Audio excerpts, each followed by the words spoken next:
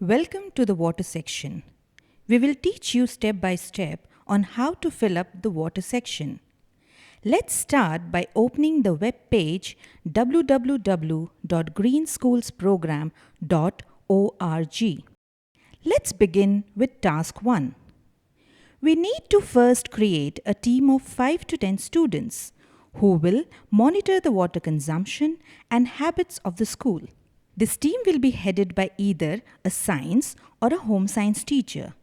You can also take help of administrative staff of your school and other staff such as the plumber, electrician, and other maintenance staff. In the box given under task 1, fill in the name of the teacher, the administrative staff, and the names of the student who will be part of the water audit team. Do fill in the date when your team began this exercise. Okay, now that we have a team ready, let us look at the responsibilities of this team. Task 2 talks about the school's total water consumption. Students can get the data by monitoring the overhead tanks or from the school's water meter. The total consumption per day of the school can be obtained by measuring the amount of water consumed divided by the total strength of the school.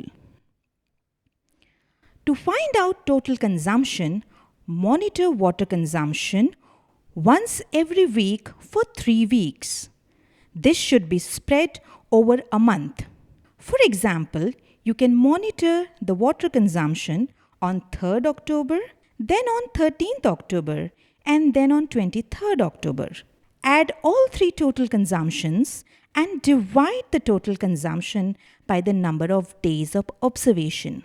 You will get the average per day water consumption.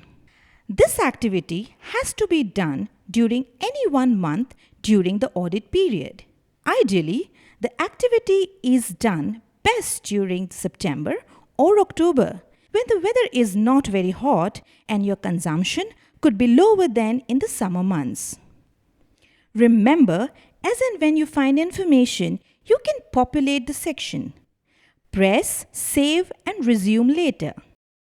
In task 3, the team will find out about the sources, supply, and storage of water in the school premises.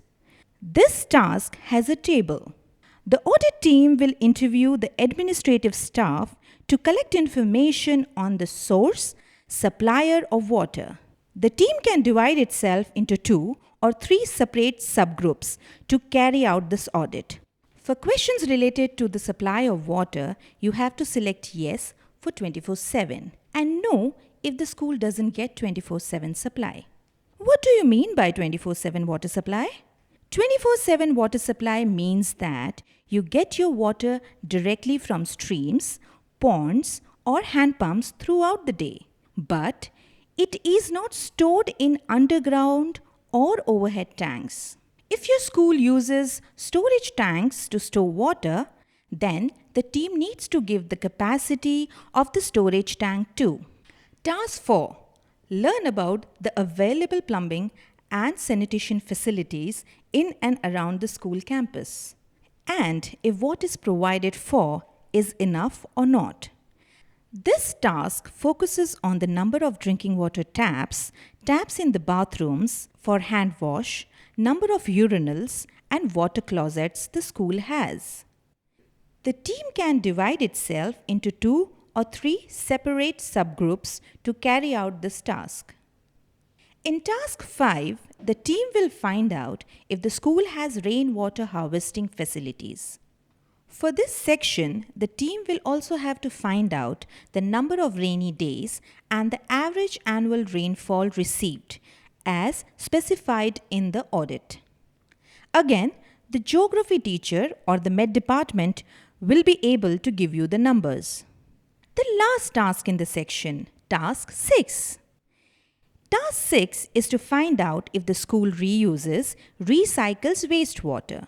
You have to select yes if the school recycles or reuses wastewater, and if yes, whether your school treats the wastewater or not. If the school does not recycle or reuse the wastewater generated, then select No. And if the school partially treats wastewater, you have to specify the water exit point. Example, storm drain.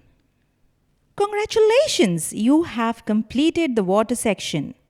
Every bit of information that you will fill in this section will go a long way in the pursuit of making judicious use of water available. Always remember, every drop of water counts. Its optimum use, disposal, and reuse matters for our survival. Take care. Goodbye.